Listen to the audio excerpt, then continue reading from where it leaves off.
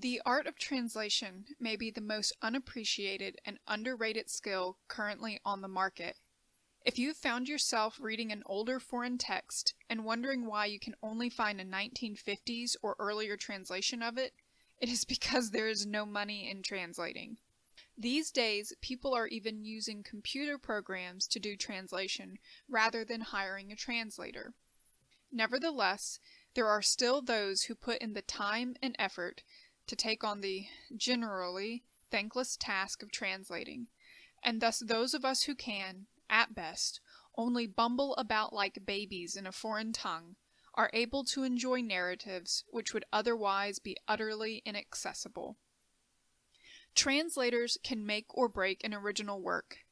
The concept that something is lost in translation is quite apt. We actually see this happen in the English subtitles of Demon Slayer in episode 18, when Tanjiro accuses Ruri of having a forged bond. Now, I have no idea what Japanese word was used.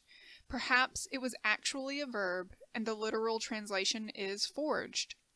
English, however, is a highly idiomatic language, and the verb forged carries a very different connotation than the noun forgery.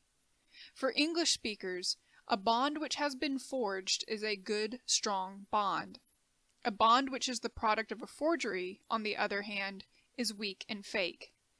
Therefore, Tanjiro ought to have been translated as proclaiming that the bond is a forgery, even if the Japanese word was a verb rather than a noun. This is the kind of thing that translators constantly have to deal with, and it's how your foreign language teacher can tell when you use Google Translate to do your homework for you. The most difficult type of translation work is comedy. We are all familiar with the notion that explaining a joke causes it to lose its humor. Yet, on some level, that is the task of the translator when it comes to humorous writing. Puns, in particular, are dependent upon a transgressive use of language in a succinct form. Puns are nearly impossible to translate. But then, there's the concept of no pun intended. This concept occurs when it is possible to interpret language transgressively, when it is clear that the transgressive meaning was accidental. Thus, it is possible for a translator to inadvertently create humor in a situation not intended by the original author. All of which is to say, when I began doing my Aristotelian analysis of Demon Slayer, I stumbled upon a completely unintended pun that makes me cackle like Salacious Crumb.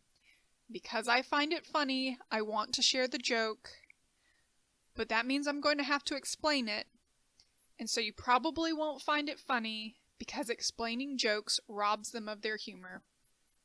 Oh well.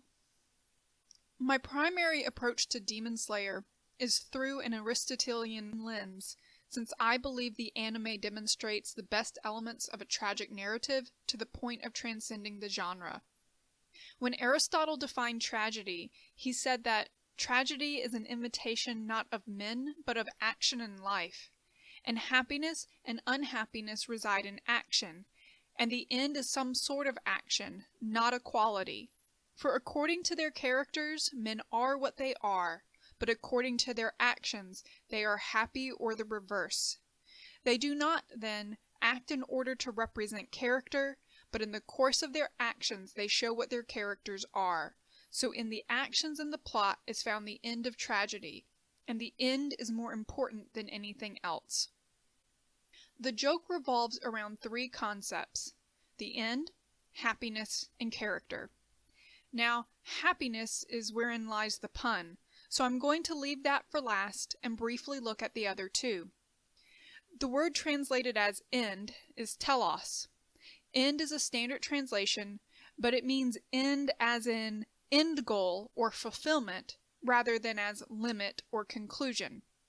This is why the end is more important than anything else, because the driving force of the plot needs to reach the goal. The concept of end goal matters for the joke due to one of Demon Slayer's subplots. The next concept is character, which is a translation of the Greek ethos and means pretty much what character means in English.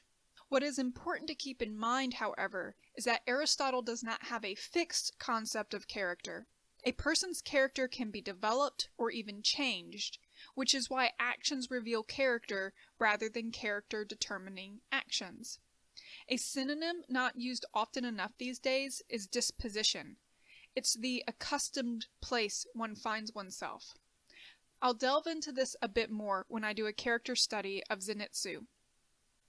Now on to the word translated as happiness, a translation decision which has been causing consternation for philosophers and classicists since at least the 20th century. Believe it or not, happy, in happiness, actually has a root word coming from Old Norse, hap. Hap means chance or fortune or luck. So happiness indicates someone who is blessed by good fortune, whereas unhappiness indicates someone undergoing bad fortune.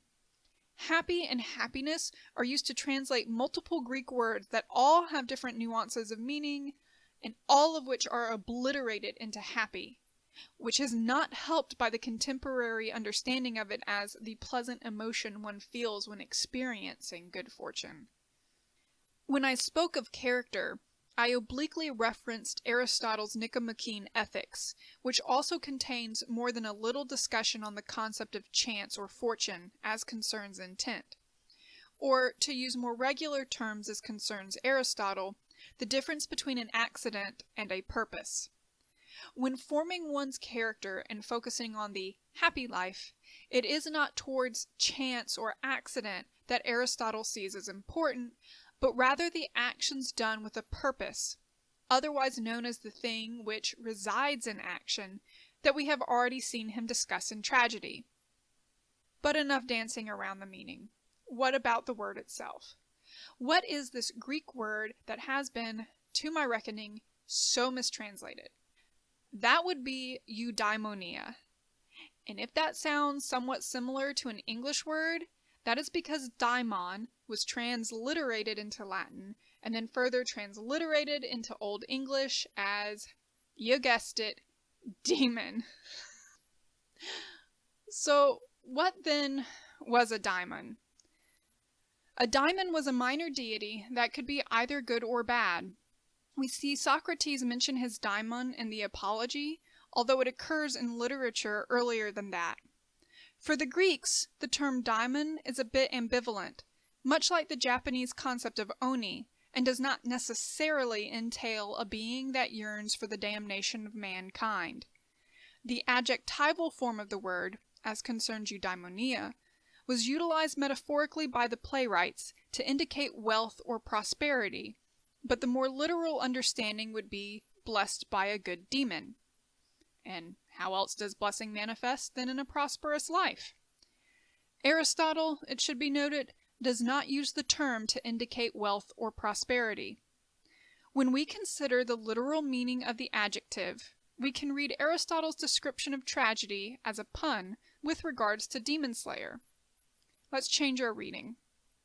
A good demon and a bad demon reside in action, and the end goal is some sort of action, not a quality. For according to their characters, men are what they are, but according to their actions, they are blessed with a good demon or the reverse. They do not, then, act in order to represent character, but in the course of their actions, they show what their characters are. So in the actions and the plot is found the end goal of tragedy, and the end goal is more important than anything else. Clearly, you can see the pun by now, and you can also see why it could not have been intentional at all. And yes, it may be a bit of a stretch, but it amuses me nonetheless. To explain why it makes me so giddy, let me turn first to Nezuko, and then to Tanjiro. As I discussed in Demon Slayer, Not Just Another Shonen, the main plot is that of transforming a demon back into a human.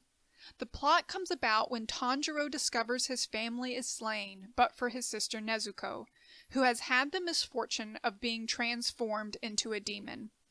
While Tanjiro is dealing with the revelation that his kind and gentle sister desires to eat his face off, a demon slayer named Tomioka appears. Tanjiro begs Tomioka not to slay his sister because of her character. Tomioka is not convinced. What eventually convinces Tomioka to spare Nezuko is not any argument about her character, but rather Nezuko's own actions. As Aristotle said, according to their characters, men are what they are, but according to their actions, they are blessed by a good demon or the reverse. And in the course of their actions, they show what their characters are. So, what is Nezuko's character post-transformation? Her character, her disposition, is to desire the taste of man-flesh. The starting point for her character is the desire to consume humans, and episode after episode reveals this, culminating in episode 23.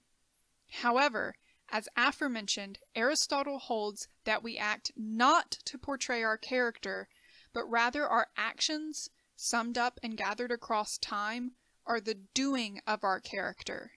Nezuko's character, by her act of defending Tanjiro's prone form, convinces Tomioka that she is a good demon. In fact, she is the good demon by whom Tanjiro is blessed. However, that act of sibling love could have been a fluke. So it happens again in episode 2. Then her character begins to come more into line with her pre-transformation actions as she defends not only her brother, but other humans in episodes 6 through 10. But as far as season 1 is concerned, the ultimate demonstration of Nezuko's actions revealing her character occurs in episode 23, when Shinazugawa, the Wind Hashira, harms her and then tempts her with the thing that would quickly ease her suffering: his blood. Instead of taking the easy way out, Nezuko persists in overcoming her bad demonic nature and adheres to her good demonic nature in recognizing him as a human being. A being to be protected rather than consumed. This brings about a reversal of fortune, wherein the anxiety felt during her temptation is assuaged by her successfully overcoming it. The bad fortune, the curse of a bad demon poised to occur, is annulled the moment she turns her head in disdain. Given that Nezuko is the good demon, we can now turn to Tanjiro. Tanjiro is the one who carries her.